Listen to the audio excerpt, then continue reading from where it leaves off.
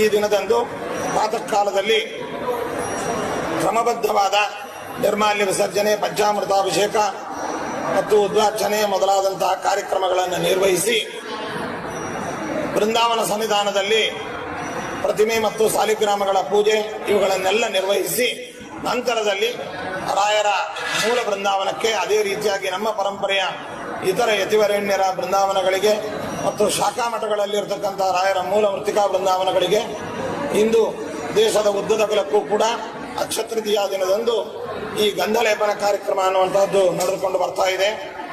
ಈ ಗಂಧದ ಬಗ್ಗೆ ಹೇಳುವಾಗ ಯತ್ವಗಸ್ತಿಗತಂ ತಾಪಂ ಸದ್ಯೋ ಹರತಿ ಚಂದನಂ ಅಂತ ಹೇಳಿದ್ದಾರೆ.